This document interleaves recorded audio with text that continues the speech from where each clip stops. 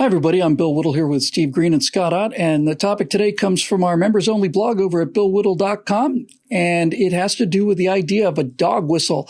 Now, the person who wrote the blog post that inspired this episode talked about Andrew Breitbart, who was somebody I knew rather well, actually. Hard to believe he's been gone 8 years now, over. But Andrew talked about this idea of a dog whistle, and it's been used many times since then. And the idea of a dog whistle is that there is certain language, certain kind of coded language or things that an audience presumably perceives even though you haven't said it. It's a way to get across the idea that, you didn't actually say I'm a Nazi, but you really are a Nazi because it's a dog whistle that your followers can hear, and so on and so on and so on. But the thing I thought was especially interesting about this topic was he described the dog whistle, which we're hearing quite a bit now, which is following the science. And I suppose we're getting about as much of an earful of this as we could possibly get regarding the COVID-19 ongoing lockdown. Every day I have to enter this building. I go past in the parking lot at the elevator. There's a sign that says 2 weeks to flatten the curve. That was 7 weeks ago, I think, something like that. But when you ask why California is closed and Texas is open, it's because California is following the science. Get it, Steve? Yeah, following the science. Great. It occurs to me, Bill, while you were doing this intro, that to be a scientist is to engage every day of your professional career, if you're doing it right, in dissent. And skepticism. Yes, you are actively pursuing either new knowledge or trying to disprove what is generally accepted knowledge with something better. That's all science is. It's a process to discover facts about the universe in a way that eliminates as much as possible our own personal biases and failings and all the rest. And you can't be orthodox as a scientist. Newton revolutionized science by describing the physical world with a completeness that we'd never understood before. But it wasn't enough. There were things that we could see, that our scientists could see, that couldn't be described by Newtonian physics. And it took until Einstein, a couple hundred years later, to finally fill in some of those blanks. But there were things that Einstein's theories didn't cover either. And that took the advent of quantum mechanics. And in each case, something new had to smash the old order in order to increase and improve the sum total of human knowledge. That's what science is. That's all it is. It's nothing more than that. That's its job. But now it's been co-opted to squash dissent. This is such a perfect turning upside down of the world that I think only the progressive left could possibly have gotten away with it. It's exactly, precisely correct. Well said. Thank you. Scott, as Steve pointed out, there have been times when big revolutions in scientific thinking have come about as a result of the data not matching the theory. Now, a real scientist, unlike political scientists or politicians who claim they're following the scientist, a real scientist will look at a discrepancy between the data and the model and say, well, it looks like the model is wrong. Politicians, on the other hand, during the COVID-19 lockdown are looking at discrepancies between the models and reality, and they're saying, well, obviously reality is mistaken on this one.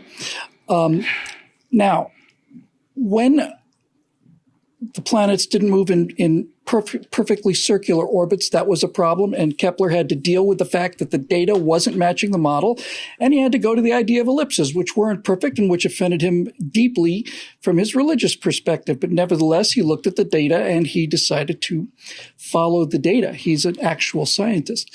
But as Steve pointed out, more and more today, the media trumpets the progressive viewpoint that what they're doing is scientific, therefore shut up.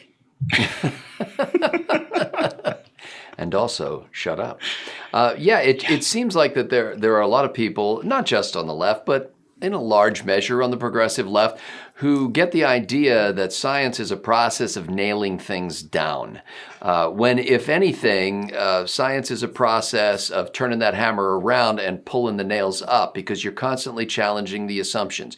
You're saying, is the premise that this was based on still true today, or was it ever true? Is it possible that our assumptions are flawed and that led us amiss in how we analyze the data? And so the last thing in the world you want to do as a scientist is stand up and say the science is settled. Any scientist who said that it should have to turn in his science card and his man card. And I include you too, women. It's funny because the whole idea of a dog whistle is that it's a sound at such a high pitch that it's audible by the ears of dogs, but not by the ears of humans. And yet it seems to me the only times I've ever heard reference to dog whistles in the media, it's non-dogs who are able to hear the whistle. It's the people... The people who are calling out the dog whistle are people who shouldn't be able to hear it at all.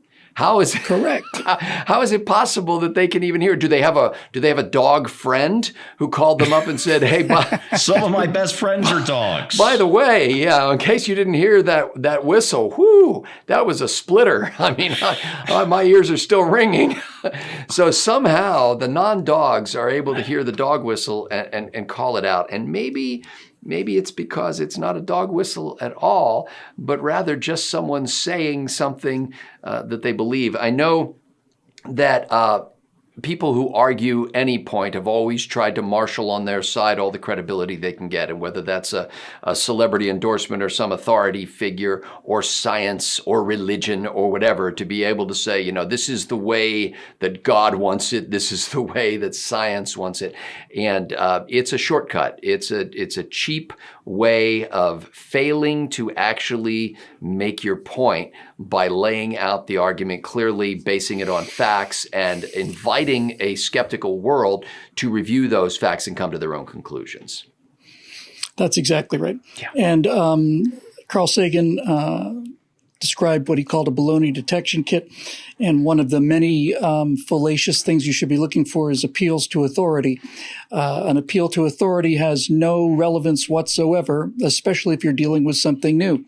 All of the scientists in the world could agree on something, but if one scientist comes up with an experiment that is reproducible and runs counter to the existing model, then that one guy is wrong and is right, and every expert in the world is wrong. And it's just that simple and just that cool. Scott's point about the dog whistle is really interesting. The dog whistle idea is that even though you didn't say something, I know what you were thinking. So I'm going to fill in what you were thinking and tell you what you were really saying, even though you said no such thing. But to the degree that it approaches the COVID-19 thing, for those people who think that government, like the government of California, as opposed to the government of Texas, which looked at real data, the government of California, to think that they're following the science, I would simply remind you, if you weren't aware of it, that the entire country and the entire world was locked down because of numbers that came out of a computer model from one scientist in one university. Neil Ferguson made a computer model that predicted 550,000 dead in the United Kingdom and as many as 2.2 million dead in the United States. He had a reputation. He was an epidemiologist. He had a degree. He came from Imperial College in London. What else do you need? We are about all to die, so let's shut everything down. When that model that was used to shut down the world economy was examined by other epidemiologists, the first thing they said within about 5 minutes is that this is utter dreck. To give you an idea of what kind of dreck it is, in the model that caused the shutting down of the economy, Neil Ferguson predicted that 86 or 87% of the British and American populations would contract the COVID-19 virus. They would become infected by the Wuhan virus. In the pandemic of 1918 and 1919, which killed 20 million people worldwide and 600,000 Americans, 28% of the population was infected. It was an H1N1 virus just like this one. In the H1N1 swine flu outbreak in 2009, 24% of the American population was infected and caused the resulting deaths. So his estimate of the number of the percentage of people that would catch this disease in the first place wasn't 50% higher than maybe it should have been, or 60% or 10%. It was 300% higher than previous flu-like epidemics in the past, and that's data. So if you think you're following the science, you're not. You're following the scientist. And that's an entirely different thing. Because scientists are human beings, and they have their agendas, they have their foibles, they have their failings, they have their faults, they have their politics. Science is a means of getting rid of all of these things. That's all science is about, is getting human emotion out of answers and making them reproducible and rigorous. And so if you're one of those people who says, I'm going to stay indoors because I'm following the science, back before there was data on COVID-19, I was one of those people too, because there was no data. Now there is data. And once you find out what the data is, you'll realize that you're not following the science.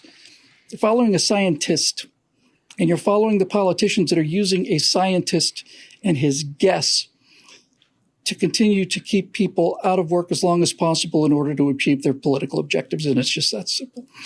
For Steve Green and Scott Ott, I'm Bill Whittle. Thanks for joining us. We'll see you next week right here on Right Angle. This one made possible and suggested by the members at BillWhittle.com. If you're one of those people who've been watching these programs for free these many years, we'd love to have you step up and help us produce them. We've had a lot of people join us during the last couple months, and we'd like to keep that trend going. See you next time right here on Right Angle.